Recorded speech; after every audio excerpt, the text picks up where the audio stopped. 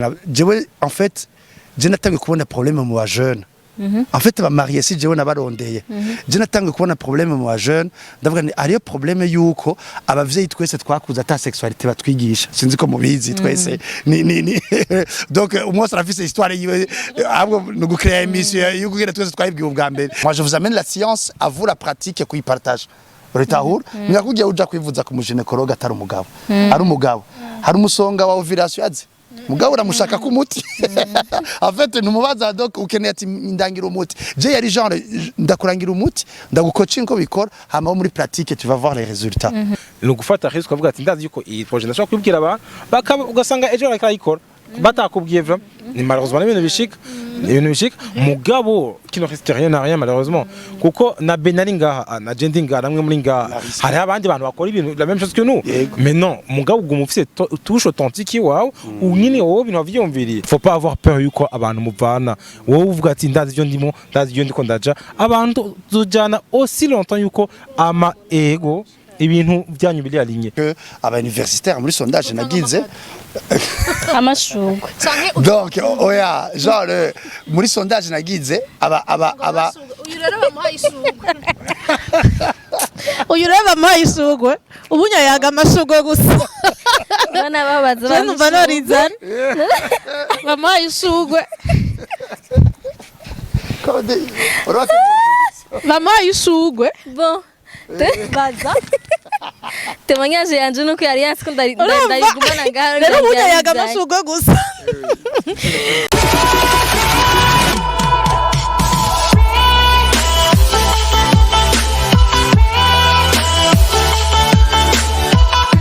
Bonjour, bonsoir, bon après-midi. Tangem gifaransa ndiyo chavuye. Ine Salon Vibes. Ku bantu bayiravye ubwa mbere bien sûr ko ndazi ko bashaka kuba muhaye link atadi chaîne. Niko yitwa hama ini débat. Émission ya débat nibaza ko hari abantu benshi bamaze kimenyera bashaka vendredi dukora ikiganiro cyo duce kwinspirana nk'abajeune canke nk'abarundi tukigishanya tukabwirana ivyo bishaka kuba bitavuga amafame ngo tubafasha kugira ngo kimenyera ngahanye ndimo tudukena kugura dufasha mu societe. Rero no musi dufise abatumire n'abasore hama no musi ndikumwe n'umukozi n'abasore n'abagabo ndahatswe rimwe barubatse izabo nukuri barubatse izabo nukuri kimara sindamenyera Beni akabona umuntu arafunzwe atamenye icazira Yesu ni mwiza iteka ryose. Okay turi kumwe n'abashinga ntahe basi sivyo ndavyoroshe nivyo n'abashinga ntahe n'abashinga ntahe naho atari ivyo nafise amateka bagera dusangize n'abashinga amateka rero en plus yo kuba abashinga ntahe n'abashinga oya barakuze amateka okay nivyo mbwa barashinze rero abashinga amateka arivyo abashinga amateka babiri turi kumwe bon none uravyansa okay navyemeye sawa nikita nagira vuge débat yo musi gwashije kugira ko twakira abashitsi bacu cyangwa twakire nibazo twabanda twabakira tubakire mpere ngahanye ibu bafuka iburyo bwanje uno musi wafunguye ikimiti mugabo Beni yari yambwiye reka ndamwakire umushitsi wacu hama baramutse amateka bari waraza kuvugwa hanyuma sivyo yego amateka aravugwa hanyuma batwidondore. D'accord, urakoze kumpa ijambo mu micro hama encore une fois plutôt merci nuko wadutumi mukatwakira ngaha muri Salon Vibes. Nitwa Ntwari Aurelio nkaba nkora mwishira hamwe société yitwa Baza hama turi une entreprise ikorera en ligne cyane gose igira surtout ivy'ama livraison y'ivyo gufungura n'ivy'amashugwe n'ivyo kunwa muri umwanya no bandavuga ivyo.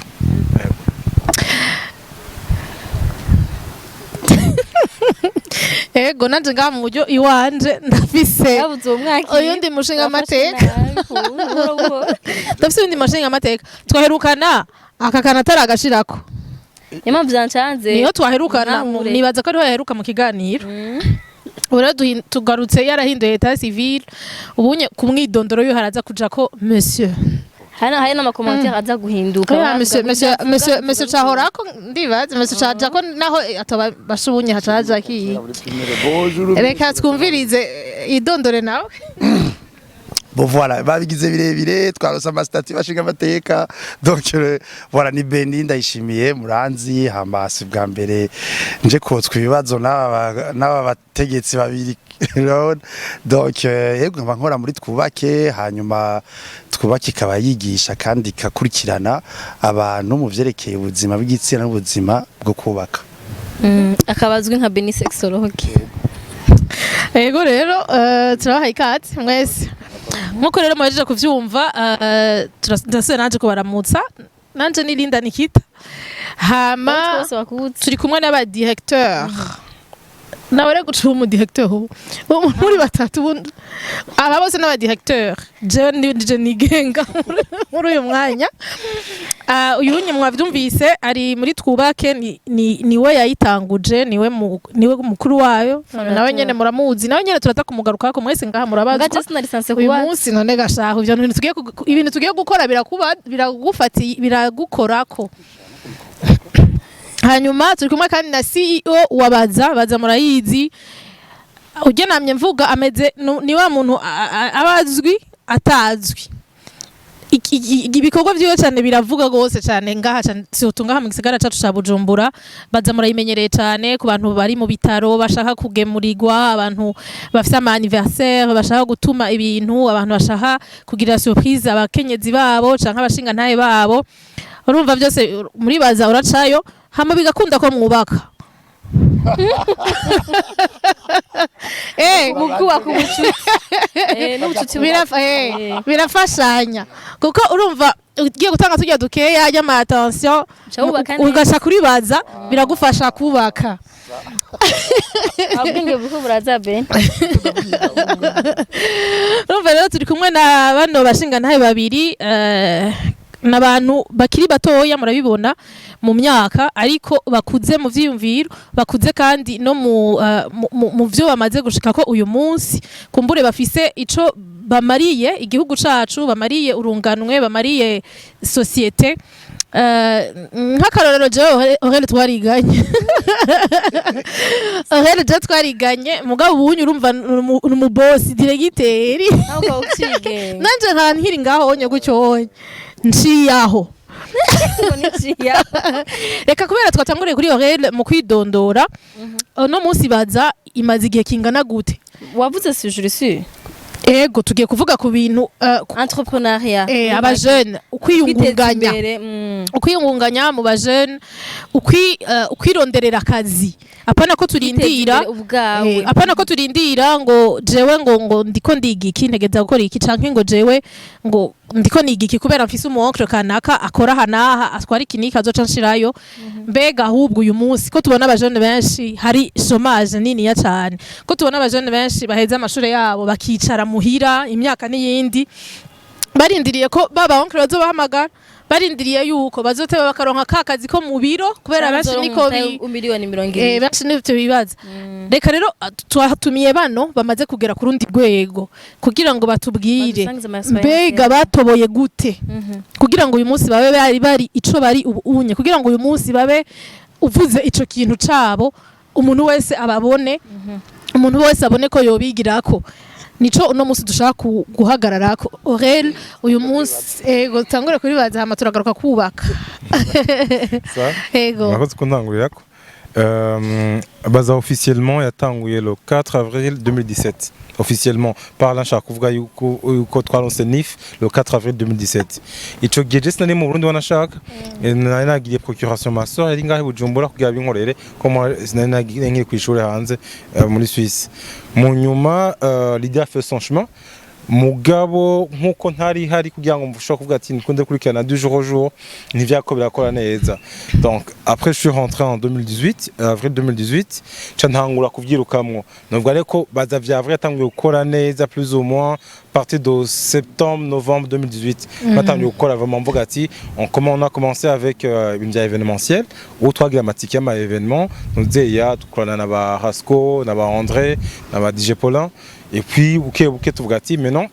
turabe ikintu twoshobora kuzana gishobora gufasha umuntu umurundi asanzwe umwaba ngahe Bujumbura nko kwasha tutangura service ya livraison byo gufungura tuvuga ati à un moment donné chaque personne a faim uburi ku kazi uburi muhira canke uri mu bitaro ababazi galère bisaba kugira ngo uyumve umuntu wari mu bitaro ati ndamugemurira iki umunyu est-ce que ntuze yabasha mu mavuta ibintu bene ivyo ati voyons voir comment avec nous aba partenariat ngahe Bujumbura surtout ma restaurant ma hôtel tukoroshya ico kintu hama donc on a commencé ça donc chaque gutangura neza vraiment au mois de juin 2019 hama twagitangura c'était vraiment difficile au début buke on va vient de kweduka abantu buke abantu batinda bimenye hama novuga icyanaguranye cyane go so fait plus que kurusha aba client n'abanuzeya n'abantu baduha ibyo gufungura ama restaurant niyumva yuko ari abantu boza kubwira ati ndaza gutelefona munagura ibyo kurya ndaza kubiriha ubwa mbere bavuga ati no siga amaranga kwanza hama mbese uriko ni mwa commande amanza kuyakuramo kugira ngo nimuko mukurambesha hama au fur et à mesure on a pu acquérir leur confiance hama les clients nabo bien sûr hari hama obstacle ko novyita kuvuga ati dufate mu rundi batazanye bimeze umuntu akamubwira ati ndakuzana ibyo gufungura byahana ati namushira akantu ati ko ibintu byeze ibintu bigatse nta kibazo vraiment uwabiteguye ntazi wabiteguriye n'ubizanye ntazi deja uwo muri uzi gusa uwo wabizanye ni jewe donc nanje ndabwira umurevre ati canke jenke nk'ibyo kora jenye ndabitwaye namushira ati voilà mugize ikibazo muratubwira donc avuga ati gushika muri uwo mwanya donc ça va faire 2 ans maintenant qu'on avuga ati 2 ans dukora turi ngaha ku rubuga hama hari ama challenge mishagiye araza hariho bien sûr nuzeya ibintu biri gratifiant ko navuga donc nabuze cyo gufungura mu nyuma twavuze ati gufungura ni sawa umuntu akeneye gufungura neza kugira ngo agera gapo keza abanyene mwe musa nibaza yuko mufungura neza kamera ubwize buca mu kanwa soko mugabo ari iki tuvuga ati umuntu ashobora kuronka ifungwa je pas dire gushika ngo spirituel ngo ari kindi kintu ashobora kongereza ko tuvuga ati katuje mu mashugwe mu mashugwe kuko nta kintu cari cyane ngaye Bujumbura il y a eu un moment donné nuzeye abantu qui faisaient ça mais avec les circonstances zabaye naragihari atika essayons de voir si on peut faire quelque chose avec les fleurs ndababwira yuko gitwibitangura mwakaja kwaza amashugwe avahe aboneka gute biki byo tusaye tu abantu babitahura la première personne qui a commandé un bouquet comme toi mushiri yari vyavre babira vyavre yego voilà cyo nibagiye kuvuga nuko ibi byabaza byose vyaje kubera ko je natamvuye munje ma vacances ndi Bujumbura atandiko n'abajama twabana hanze hama mando ko domva ati turi 1h du matin 2h du matin dushaka gufungura cyane turi 21h turi muhira dushaka gufungura mugabo ntibikunda ko ba obligé kwideplacer directement muri ville et puis ko tuvuga ati ya turi hanze turi aho tuba directement on aurait commandé ya kudusanga muhira ngati ne kwiki twamatuza chaque fois twidoga on revient chaque année twama twidoga et pourtant il y a personne qui fasse quoi que ce soit kugira ngo icyo kintu gihinduke à un moment donné moi je me suis dit non si je prévois gutaha Bujumbura comment je pourrais faire en sorte yuko nabandi bazoza nibashika ngavuga ati cyakintu kamwe cyarahindutse cyakemutse umuntu aze ushobora gucinga muri wawe canke no fiske uvuga ati ndikuma n'abagenzi muhira j'ai envie de manger kintu kuri kanowe cyo kuri maki seulement cyo commande kinsange muhira donc c'est plus ou moins ayoma c'est un grand défi mais ayo ma séquence twagiye turahura nayo yatumye tuvuga ati proposons des solutions à des problèmes twabonye zihari muri entourage yacu ego uratubwiye ingene vyagenze ingene watoboye uratubwiye kandi ingorane zimwe mwahuye nazo mugabo muri izo ngorane ni cane ni ingorane technique ningira niko no bivuga ariko hariho ibindi hura navyo ngaha nyene hagati ya wewe n'abakiriya hagati ya wewe nabo bantu wewe kubera umuintermediaire w'abantu babiri kubera baragutuma ukatuma hanyuma nawe ugashira aho naho muri yo circuit bikunze kugenda gute rero ikintu cyambere cyo unabikemura gute nk'abantu bakomanje gufungura bazwi cyambere kiza gusarisha ni nyahita gutera ikibazo n'umwanya ngaha mu Burundi ikintu cy'umwanya singino bivuga naco tuzokigarukako kadubwe kari domva kuko urumva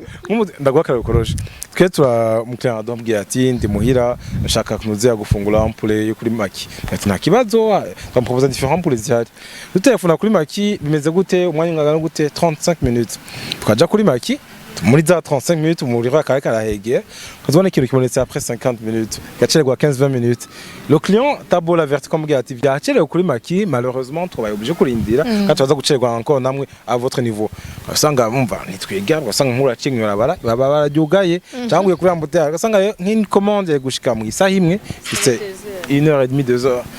ugize imana le client akaba umuntu akabitahura sivyo puisque tuze tu l'as mis à jour au fur et à mesure niko biragenda aho nta kibatwa musumye niko biragenda siko mugaho nabandi batavuga ati mwati ibyo sikazo biramaze gushika nkagusubiriza inyuma bien sûr yego akabisubiza inyuma ati jewe namaze gutuma ibindi yego vraiment nukuri biramaze gushika bien sûr akavuga ati non narindiye cyane kuko tumbwira ati turabitahura cyane gose ko warindiye cyane utuvuga ati none ukomanze ikintu ukavuga ati kubwira ko gishika mu isaha imwe kabusanga umwe ntushobora kuba respecté c'est que à un moment donné wowe urafite ma variable kurakora ko tutazi nk'udufate par exemple tu dois voyager tu dois gusura au kazi iki tout ça et tout gati ko tubona umwanya vraiment waturenge bitatuvuye ko nukuri tukurihisha natwe turabantu turabifungura kandi atakibazo ata problème l'idée nuko gusa ego igiko nuko mo client adutahura kumubwira ati la prochaine fois ni haba ikintu sivyo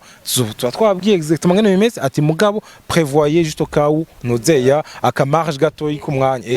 mwe mubizi ko bishobora gushika hama ibindi bishobora gushika bien sûr bimaze gushika ni nko kuri restaurant gakomanda ikintu ugasanga watanze commande ugasanga ugenda gutora restaurant bwira akaca yihuye undi mu client twakoze tout simplement moi ugasanga bayaye undi mu client probablement tu vois hama le client lui qui a commandé il a attendu déjà 45 minutes hamurashitse acakubwira ngo navyo bakoze urumva bica bigorana restaurant mugashwana umukiriya tujara le restaurant tujara le client ntuze nawe nyene urumva kugeza kuraba comment ubas propose au client umushira kantu kari rapide basavuga ati urarindira ko gasanga umuntu ashobora kubimera kubirindira turarindira ko basakana kantuze entre ndabahaye le temps que ntuze ya bikunda kuri restaurant urumva nivyo urukuraje ntuze ya de manière quotidienne surtout n'aba clients les restaurants hanini yasimi kunda gushika mais surtout ay mahota ushobora gusanga yabaye kenshi ni dufate haguye nk'imvura amakomando ari menshi cyane gose ugasanga dufate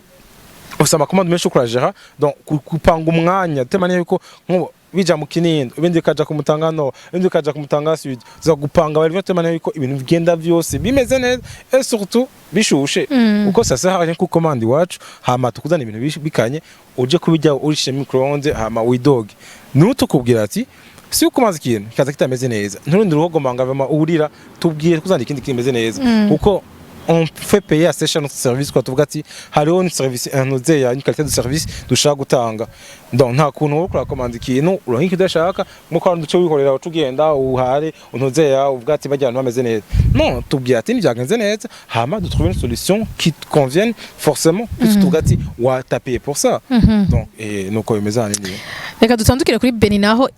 gato imbere yuko tuza kugaruka kwa Orela ndamuguhaye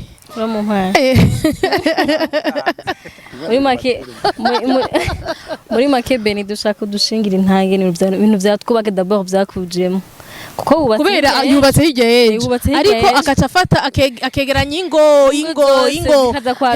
zikaza zikariha ayo mafaranga ngo zigiye kumwumva Orela yatubwiye ko inspiration yavuye ko yaburinga ashaka gufungura nawe ga mugenzi byavuye he bon jewe sinzi bon urumva c'est ça umuntu wese arafise ngena tobora umugani wawe nuzeya Orela yaratoboye en fait byose byavuye urabona problème ahantu ugacuba inspiré yicoza na comme solution jewe rero kujya Orela avuga ati twe twabonye turabura service tukagira iki nanje nibyo jewe en fait je natangiye kubona problème mu ba jeune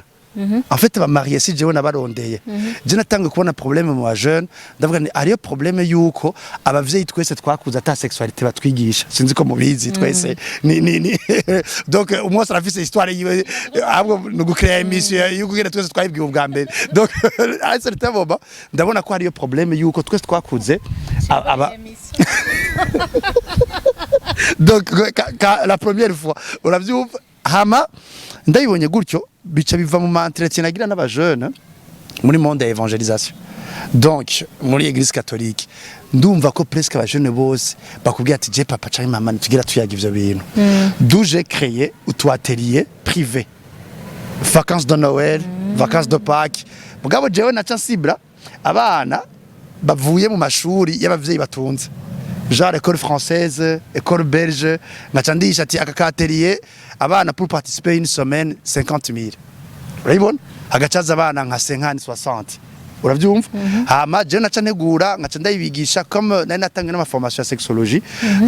naca fata module za mbere nari ifise ngaca nangura kubigisha hama rero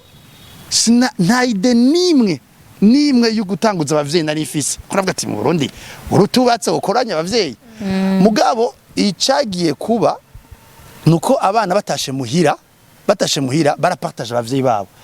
Le gars nous enseigne ça. Le gars nous a permis de se connaître. Finalement, nos émotions marchaient comme ça. Maman, tu ne m'as jamais dit sur des histoires de comme ça. Maintenant, j'ai compris. Uribona? Hama rero sanga midi ko nagiragira twatele do 8h à midi. Ujya 8h abavyeyi bagiye ukazi bakabasigaho midi bakabatora batasha. Nuvuga ko mu masahane twatwize ibintu vyinshi n'abanagirije amaje tusa materi nari ifise abavyeyi bacu batangura bimwe mu parking bana mu parking ndakuramutsa abantu n'abakiriya barerishe canavuga ni ariyo clôture tuzogira n'abana niyo abavyeyi bacu bavuga tumviriza ibi bintu ntubavyigisha abana gusa naso twabikeneye fine tutaraja kure Beni kubera ki wasibla bajya abana bo mu uvuga ivyanje nagenda mubatse kure en fait ni kubera yari mood business, tu vois ce que je veux dire? Yari kintu yari kugurisha reconnaissance ohera gurisha service nanje nagurisha reconnaissance hose ni service ravyo byari bishasha ko byari bishasha bavyeyi byaroroshe ko baguha abana babo ubwa mbere vyaroroshe kubera abavyeyi bari banzi mu yindi cadre y'ivyo ku maparoisse, tu vois bacavuga ati le gars turazi ko azi kwigisha kandi turazi ko il est formé sur ça habwo yoba dutabaye abana bacu yo ababwiye urabibona bambonamwe soko bambonamwe ati kimwe atatu tutavuga abana bacu en fait niyo problème en fait j'ai amené une solution à un problème de communication ya parents enfants hama rero abavyeyi ndababwira ati ça urumva nk'uyo munsi wa clôture nacakira mu mahera batanze ngacakira ka reception de clôture aga pique-nique abavyeyi bakumva ama témoignage y'aba jeunes abavyeyi bavuga tumviriza on de la cadre yacu ndavuga nje sishobora kubatumira abavyeyi atelier nagira y'aba jeunes yitwa imenye genre connais-toi toi-même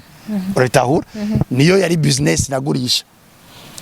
abavyeyi bacavuga ati none we nutumira nitwe dutumira muri cadre y'abagenzi bacu urabibona we dutegurira matière gusa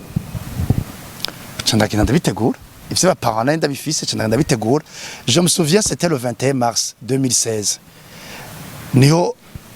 soirée ya mbere yatwubaki yatanguye. C'était une soirée autour d'un verre ngukunga anye autour d'un verre. Bari 40 il a réussi ça. Ndigisha narivuze ubwa mbere genda umusore. Moi je vous amène la science, à vous la pratique et kuyipartage. Uritahura nyakugiye uja kwivuza ku muginekologa atari umugabo ari umugabo hari umusonga wa ovulation yazi mugabo uramushaka ku muti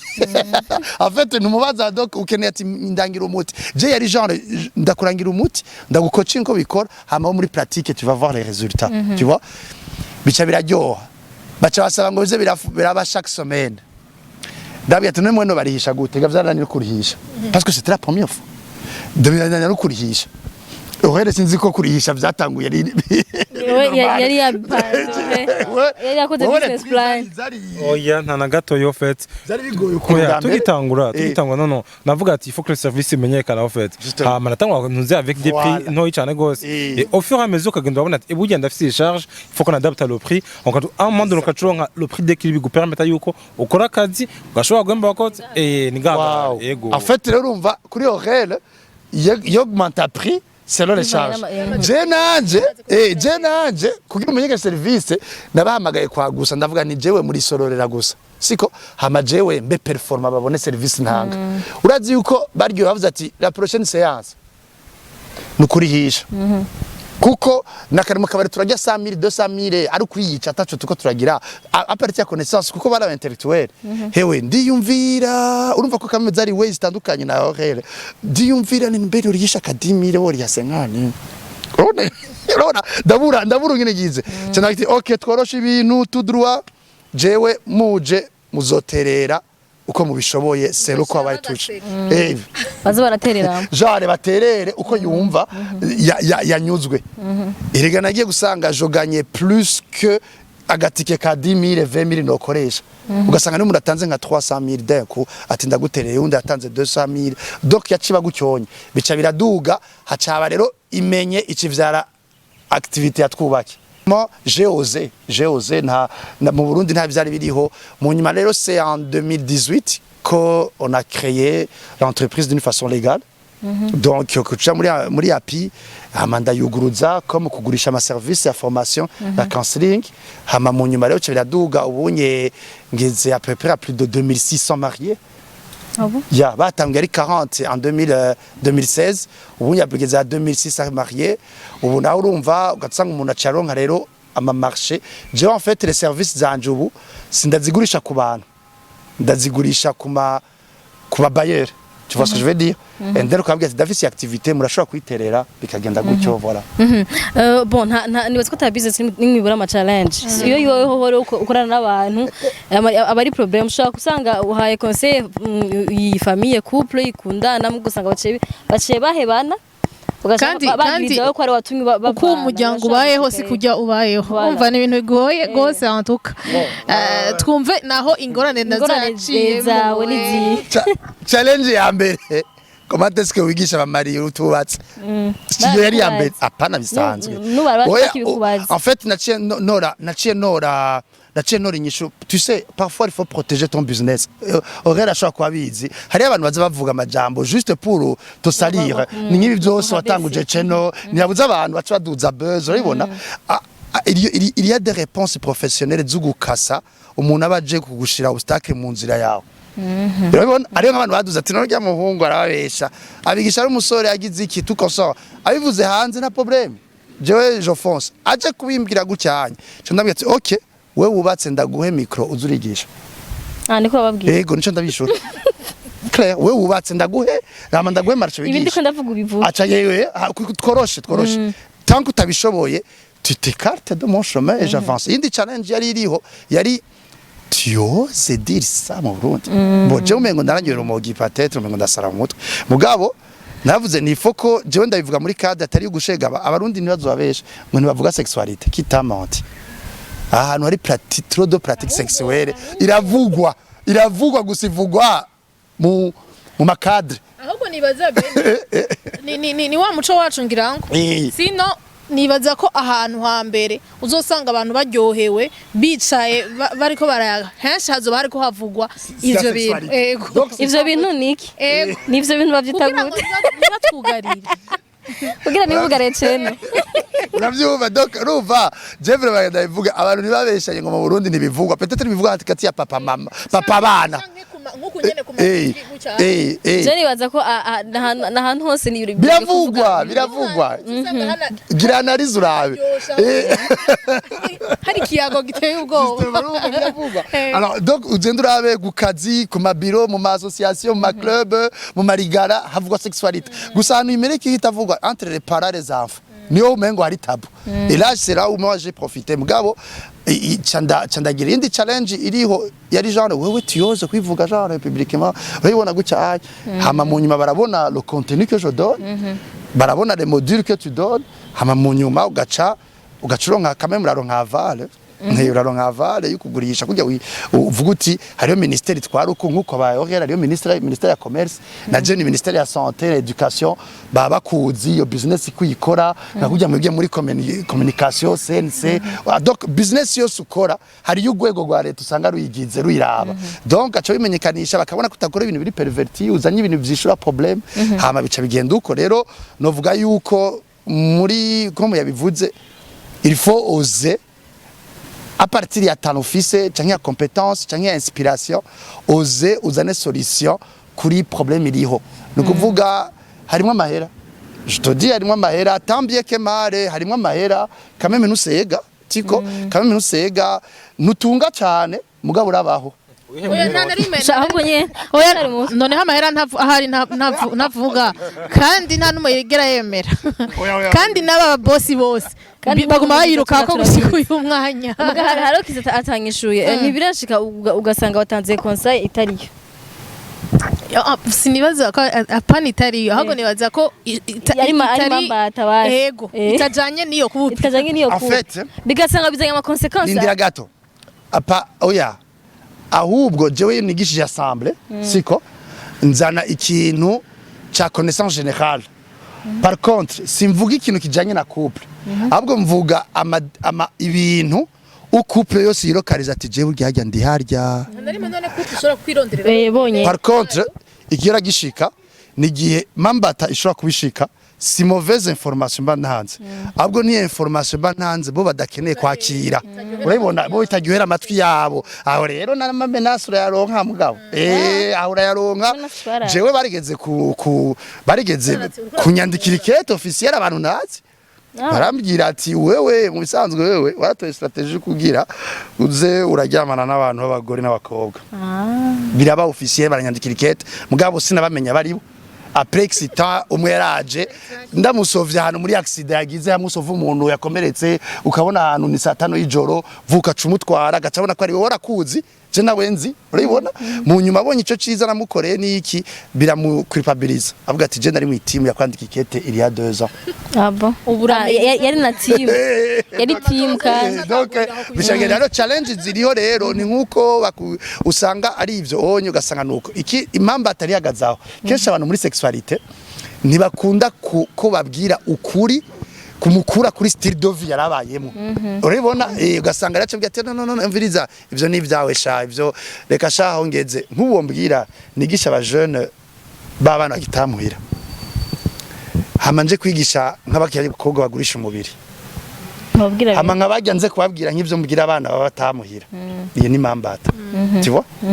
donc usanga nuko ngakurya uyu unye muri service yiwe avuga ati nujya numye nuze yakameme hewe ongera kutu kugira sinkubite HS kuri livraison urabona genre anyirukane genre voilà Jeff sikibazo mwese muri aba entrepreneuria mwese mu domaine yiwe nabaki entrepreneur ndasubire kandi namusije ibyango we gose sha entrepreneur bon murakora ama business kugira ngo umuntu atangure business burya biva kuki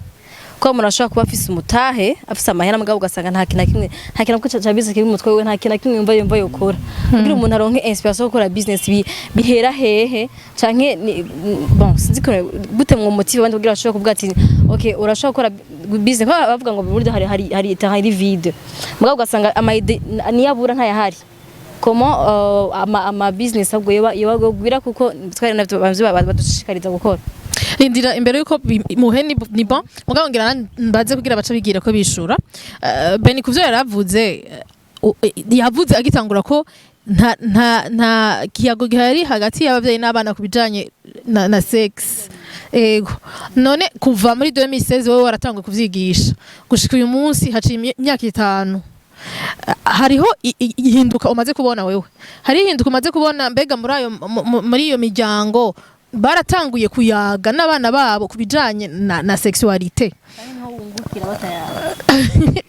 hamwe boyaga ego canke hamwe boyaga wewe akazi ko wagatashe hanyuma cengaruka kuri Aurel nawe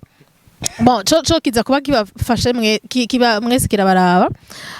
ni mwese mwarazanye ubuzi nkuko natanguye mvuga ngaha iwacu turafise abajene kandi baraza ubwenge n'ukuri mugabo uza gusanga baguma muri hahandi jewe nimba narizi iki sinza kuvayo tugiye kuraba Aurel warabaye hanze igihe kinini warizeyo warakozeyo peut-être navyonzi hanyuma uramaze kubona mode vie yabo uramaze kubona ingene bakerebutse kumbure uramaze kubona ingene barondera peu importe ko baba bariko bajana nivyo bize canke batize ni yihe difference ubona aho onye no ngaha hanyuma nigikirero wocu hanura aba jeune bacu twebwe turi ngaha dufite terrain vide nkuko oziyakara bivuga mugabo tutazi ingene tu exploiter tutazi ingene twobibamwo ukasanga umuntu arafise amafaranga mugabo swat aravuga ngo ni makeya ahandi akavuga ngo ntazi ingene yo bitangura ivyo bintu muza kuhanura gute kugira ngo tuze kuva ngaha anye quand même hariho umujene aza kuvaho afise idée y'ikintu agiye gutangura kugira tu commences OK Jeka ntangura kuvuga ku cambere par rapport ya utufate supposons ko ufise amahera naho tubuyafise uvuga ati et justement tu es sur un terrain vierge mu Burundi en fait où il y a beaucoup d'opportunités dans différents domaines. Le truc est nuko umuntu acara ngaha malheureusement mvuge gutya kanyoni katagurutse kamenye ubweze dushimire Imana ko ngaha mu Burundi dufise internet yambere zimbutse muri ya section ego yambere kandi imeze bon so ntukeneye forcément kuja hanze gushobora kuja kuraba kuri YouTube ati qu'est-ce qui se passe à l'étranger par rapport à ces problèmes là par à ma solution bazanye nayahe canke abandi bo hanze bivivent comment genda kwa karakoroshe numva nifate kuje dufase ivyo je ivyo nazanye wishe kuni so problème là yo gutaronka cyo gufungura mais quoi qu'on a kibonye hanze et je savais hanze byo byatangiye gukora bikora déjà donc j'ai pris une solution nabonye hanze ndadapta par rapport yo ngahe Bujumbura nta kibuza yuko dufate umuntu avuga ati OK dufate par exemple on vient ma bus canke peu importe le domaine akavuga ati i domaine de toute façon presque tous les domaines en tout cas z'ubuzima tubayemo zirafise ama video kuri YouTube zirafise ibintu ama article yavinze kuri Google nukurondera en fait nukwiga kurondera ukavuga ati je muri domaine ça m'intéresse et je veux voir ce qui a déjà été fait muri iki gihugu peut-être ukavuga ati en Afrique Australie ndabe en Afrique de l'Ouest qu'est-ce qui a été déjà fait muri nos domaines est-ce que hari kinani no showa kwinspira ko kacha adaptanga par exemple urumva je nibaza ko c'est vraiment plus kuvuga ati jewe je suis prêt à kuva dans ma zone de confort yani mvuga ati narize université narize informatique narize commerce j'akora muri banque j'akora informaticien j'akora kiniki mvuga ati OK j'ai accès à toute cette connaissance là avec Google avec internet j'ai accès à toute cette connaissance d'écologie maintenant puisque j'ai accès comment est-ce que moi je le rentabilise comment est-ce que moi inuzeya ndayikura mikintu nyanira mahera cyakobesha hama nshaka kuhobonsa kuri cyo kuravuga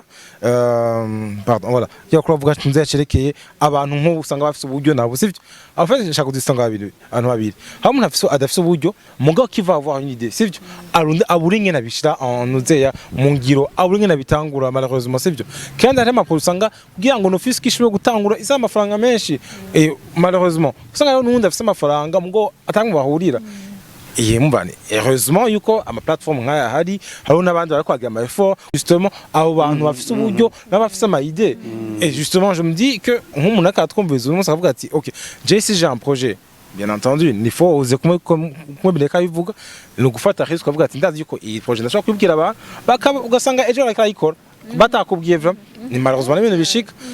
bishika mugabo kino reste rien à rien malheureusement kuko na Benari ngaha na Jendi ngaha namwe muri ngaha hari abandi bantu bakora ibintu la même chose que nous mais non mugabo uguma ufise touche authentique wawe unyine wowe bintu vyumviriye non moi je me dis moi ce que je dirais en tout cas quoi nous qui ont des idées ou qui ont des capitaux premièrement ni connaissance qu'est-ce qu'on peut avoir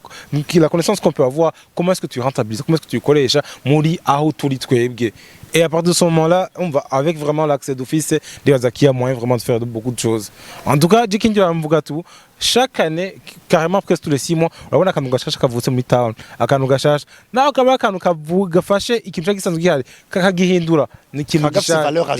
kazana valeur ajoutée yindi donc kuri ico vraiment abajene b'abarundi akwaga effort cyane gose ego biriko biraza kubgawe ego vraiment kubgaje ko biraza ko je ndavuga ati quand on a commencé twari entreprise tugiye tugira livraison ubu hari carrément 5-6 entreprises qui ont ma livraison vuga ati c'est une bonne chose je suis content ko abandi babonye ati vya bakoze oui vya bikenewe et sina nyine bashobora kubandanya twese tukabandanya twese kugurura isoko aho nyene gatoya Aurel aho hantu tugiye kubiraba hariho igihe ntuza gusanga haba hayeho intambamye iyo wewe warabitanguye ubunyura urabuze ko hariho ama entreprise nka 5-6 ukasanga hariho nayandi ari karavuka mugabo turi kwita nka vierge nkuko mwabivuze kandi ikintu tumaze kubona ngaho iwacu umuntu atanguye ikintu bacamukurikira ari benshi cyane twarabonye ibintu vy'ama station abantu umuntu umwe yubatse station abantu bose bubatse station kwibarabara ugasanga hariko ama station 4-5-6 abantu batanga kubaka ama hotel bose baciye bubaka ama hotel ico kintu twarakibonye cyane mbega iyo ntibi ntambamye hahandi usanga bose bariko baragundanira ahantu hamwe hariho ibindi bintu vyari gukogwa ugasanga bariko ahubwo olio yuko basanga bibaza ko bariko baraduza ikivi ahubwo bariko barica akazi oya Era, en fait, hariho deux aspects. Novuga sivyo. Un aspect négatif ya mbere uvuze yuko justement habano gute nka concurrence déloyale au fait. Kono bivuga sivyo. Du fait yuko abantu bose se mettent à faire la même chose, carrément fati chaussée Prince Rwa Gasol, là ba magasin hari, ama alimentation hari. Mais c'est pas, en tout cas c'est pas normal. Kuri densité abantu bacha ko c'est pas normal vraiment. On va, mais bon, anyway, tout le monde arrive à avoir des clients. Bose bakabandanya bakinvestisa. Ibi bikora bajya bafise amahera batagira amayide. Agaca abona ide y'umuntu agaca atwara iyo nyene. Mfite amamiliyoni Ben naronka ndabika. Ico kirashoboka. Muga d'une autre part. En fait, nous aussi, il y a tant tout le monde, tout le monde est dans ce texte tout le monde, il y a la marche il y a la gendaniza en fait, toi quand on a commencé c'est vieux hali hama obstacle kumyeza abakiriya tout ça tout byose kuvugana n'abaresto biki byose et obstacle turayikura abakiriya babimenya abarestorateurs babimenya abandi baza iyo obstacle itagihari les barrières à l'entrée du marché sur le marché ziragabanuka urumva à partir de ce moment c'est que lui il vient abandi bose baza bafise des coûts moindres que watanguye donc bifise avantage yindi nuko novuga ati bipermeta wowe watanguye kutavuga ati narashitse je dois semer laurier tout ça et tout non et tu dois créer tu dois innover et en fait nous dire peu importe uko uza wese sivyo asiza kuzanya kantu kiwe et au final en fait vous allez vous retrouver à ma part de marché agenda la shifting amwe agabura mwe sivyo mugabo de manière générale le service la douga le niveau du service la douga kubera ko muvuga ati bamenya ari bien surtout baragura le marché et de deux en fait nous vous voulez tous vous distinguer vous voulez tous que le client a retenu bazaniki baza barazingi cyane gose mugabo bagira ukunuko abandi bagira ukunuko ainsi de suite donc le niveau du service la douga du fait yuko haraba concurrent et chacun veut se spécialiser akavuga ati ibintu byanje brigade sur mon segment sur ma niche donc oui alors un aspect négatif moi je pense que l'aspect positif ali est majoritaire en fait ariyo ikintu nashaka kuvuga kuri iki cyo positif nubona ukukora ikintu kimwe muri abantu benshi ni yari problème le problème ni kwishira dans un même lieu uribona nk'ubu uratanguje ikintu mbona yuko abanyabujumbura bose bashuhiye je ndagifise umutangi iki ndakivika mu Gitega kuko abanyagitega naco baronka kandi bagikeneye utusanga rero tudugama ngaho cinda gipointa à 200 mètres de toi urumva niyo en fait c'est naone kukushira ahantu hamwe peut-être dans la clientèle adaptée concurrence bugira zana aussi na développement économique no kwinova service de qualité kwa bona ati aje maguru masha reka ninove uginuzeya je namanatanza akarerero ari ikigano mwagize das yageze kuvuga ngo basha ngo muri internet arimo amahera uravyibuka igihe mwagira emission yari ko ravuga ngo genre byari ibintu vya telefone bako muravuga vy'ama message un truc comme ça emission nk'iya mbere je pense reko ndavuga ni uno musi ari abantu baronka amahera biciye juste kuri internet ivyo baposta kujye bitandukanye ngambo rundi mwe gatanguye yari yakeza kera bwa harajiza yaga harajiza imbere izi zose ziko ziraza quand même ni fier tuvuga uti basi j'ai inspiré les gens nkuko uvuga uti nari gufuha haje andi manuze mugabe nuze niyo nico kintu gitumye n'abajene bata bidebukirwa bumvume ngo nibokora icunda koze mwegera kwigisha umwuga nka jewe muntu uzotangura ibyo kwisa sexualité ndagusavye undondere basi ndaguhama module dukorane tu vois dukorane niyo twotera imbere cyane kurusha agahebuza kandi iyo bishobora nikita wowe umuzi cyane iyo bishobora nikita mugabo usanga ariko avuga ngo bya bintu bivugira nawe utabivugira donc c'est ça alors ikintu nashaka kuvuga comme inspiration y'aba jeune nukungene Aurel aravyibuka gufashanya ama service tu vois ata intérêt derrière uritahura ngo kuvuga uti mugenzi wanje atera imbere Aurel aravyibuka mu vyatwubake vy'iwanje ari ma service menshi yafashije uribona tukidemara kugira iki yafashije kandi ntamurishe kuvuga ati bro utera imbere ndazi yuko atera imbere twese tuzoronka tukoso ndazi yuko gitangura bazana naramuha abantu abakiriya ngamwe ati bro aba bantu barakeneye ama livraison hari abantu yamenyanye nabo biciye kuri jewe rero mu Burundi hariyo twatunusa tunu twanje mu ba jeune kiratumye datera imbere satunu twanje canke sino kuranda service kandi ndiko ndabona ko ratanguza ikintu ubundi kitaka tugiye ati basi ndabasavye basi kuri page yawe yatwubake canke yabaza mu postingire aka kantu kiwanje uribona ça coûte rien ça coûte rien ukawufashije umugenzi wawe akaba bose abakiriya ugasanga nuko nibaza yuko twebwe icyadufashije beaucoup plus harimo touche ko je namurangira abakiriya harimo nabone touche ko yamfashije muri bimwe byatwubake tuca kandi tari mu madomene atandukanye mugabo uko gufashanya ko aba entrepreneur bakiri embryonnaire bataranavuka si tu veux bakiri embryonnaire urayibona byaratumye dusohoka gushika no muso uvuga uti guys tugeze gute basi turabo nyene tuvugana voilà ça urumva imbabara gatoya ariko njaka kwajuta ko kuvye benavuze il est vrai yuko bigushika malheureusement ngasanga ntuzeya ni mvuga ati hari aba pionnier précurseur abantu batanguye sivyo gato usanga justement le partage des connaissances bo baronse sivyo kuma connaissance baronse bibagoye déjà vraiment après qu'ils égaleraient comme pas possible ntashaka kubitanga gratuitement ico je ndashaka gitahura sivyo ndashaka gutahura umuntu avuga ati jewe j'égalère kugira j'ai trop investi kugira canje connaissance nous expérience n'atanga gratuitement ati nibishoboka ati peu importe que tu sois nous ushobora kuza kumbwira ati ndagufasha ati ivyo navyo shoboye et justement on va chaka abantu bacu bati ngo forcément n'umutima mubi mais c'est aussi pour dire ati je valorise tout ce que j'ai fait ati il faut qu'on en batahura ati voilà si je suis arrivé ici donc j'ai dû faire tout ça et tout ça donc bien ntwaye uburyo et j'aimerais aussi que vous valorisiez nos expériences fils ariko naho ore hariho umuntu atamenya ico message muhaye nawe hari igihe bigusaba wewe numwumvishe igituma utari kuramwumvira utari kuramuha umwanya numwumvishe igituma utari kuramuha umwanya numwumvishije igituma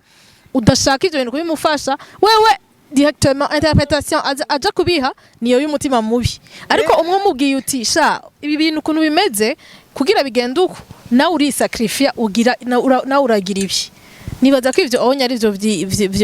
byo fasha hanyuma muravuze ko mwafashanije mwebwe kumbure mwari muzinanye canke hari undi muntu yabahujije canke hariho ico mwabonye gituma hariho umva ngo iminwe iryoha inyuranye hari ico wowe wabonye ko yari kugufasha hari nawe ico wabonye ko yari kugufasha arico gituma mushobora kuba mwarahuje mugafashanya uyu munsi murafise aho mwashitse kandi heza birababeshejeho muratanga ubuzi hari abantu babayeho imiryango ibayeho ku bwanyu uyu munsi mutegura iki kugira ngo n'imiburiburi namba mufise gahunda yo kugira nk'aga formation aba jeune bafise imigambi canke batazi ingene berabora nk'umugambi mufise gahunda yihe mufise iki muzoshikira ku ba jeune bandi batoyi banyu canke bakuru banyu banashaka mugabo gushika ubunye canke nyene bashobora bakuru mugabo bakweze ndavuga ku ruhande rwanje ntaco ndiko ndategura aba jeune ucanka umuntu afise imigambi canke umuntu adafise imigambi afise uburyo nukuri on prévoit rien pour lui twe tuvuga ati wewe sita office uri aho uri ngaha mu Burundi sivyo inspire toi ya connaissance office raba ngene ushobora kwirentabiliser ngene ushobora kwigira ikintu ushobora kuramwa amafaranga et surtout aussi plus que ça essaie de convaincre les autres nos équipes puissent croire en ton idée muri cyo kintu ushaka gukora uko à partir du moment yuko le projet yawe cyangwa umugambi ufise ubwiye abandi bantu bagashobora kuaméliorer cyangwa guha amaroto baguha ama feedback bigo permettre kuaméliorer et surtout si tu arrives à convaincre quelqu'un nous on va karavuga handi akawusigura kwa kuntu babishaka bavuga ati en fait c'est le premier pas umaze kuronka abantu bagufasha ba partenaire mukorana mwaho boguterera gusa ivyumviro ibintu by'amafaranga byose biraza donc moi je dis juste comme Benny le disait il faut oser il faut sortir de sa zone de confort kuvuga ati voilà ngamfata ama risque ngerageze ndabe ndondera abantu ushobora kumfasha kubishikana imbere gatoyi au fur et à mesure ça va être comme ça malheureusement nibishika amazo mu startup uratangwa n'umuntu ageze ngaha mukavana ugafata n'uwundi ainsi de suite il faut pas avoir peur yuko abantu muvana wowe uvuga ati ndazi byo ndimo ndazi byo ndiko ndaja abantu tujana aussi longtemps yuko ama ego ibintu byanyu biri aligné n'est pas peur yuko guma wenyene na encore une fois il faut oser sortir de sa zone de confort nivyo navuga Benny bon jewe justement na activité tuko turategurana naho hela mugabo j'ai une agenda de tournée nkunzogira tournée pour 43 campus ziri mu Burundi kandi nibaza yuko Aurel nzomukenera bien sûr parce que aba universitaire muri sondage nagize amashugwe donc oya genre muri sondage nagize aba uyu rero bamuhaye ishugwe ubunya yaga amashugwe gusa bana babaza numva norizana bamuhaye ishugwe bamuhaye ishugwe bon baza témoignage yanje nuko yari yatsi ndayigumana ngaho rero ubunya yaga amashugwe gusa iraza kuvuga cyane yavugwa mbwa yahindukiye Beni rero akaravuga ngo azoha ivyo gufungura non c'est pas ça en fait muri muri cadre de la sexualité muri cadre de la sexualité mugabo nuko muri plan natanze nuko nasanze mu Burundi kenshi abajene benshi baraja mu ma délinquance sexuelle kubera ubukene kubera beho kubera atafise cyakora rero nibaza yuko nka Aurel ndashobora kumukoresha akaza kubastimula kuba témoignage yiwe kaba ni consultance yo kugira nabone babe motivé babe inspiré tout ça mwebwe mwese pourquoi pas ndashaka gufata ni combinaison des filles mukababwira ungene watanguye carrière yawe muri journalistique ungene yatanguye muri YouTube ugasanga birabaye inspiration urazina kintu kiryoshe nk'ubonye abantu bademaye ikintu selon inspiration yabahaye c'est une fierté nkuko baravuga ati haraje abandi biranezera ugasanga nuko bon donc il n'y a rien maintenant qu'on prévoit ensemble mais ça peut venir. Bon ndashaka kubatsa utubazo twinshi hariho akabazo kamwe nagira mbaze Aurel nanje niwe nagira mbaze mubaze hamacengirako nagira ndamubaze Beni yavuze ati abonye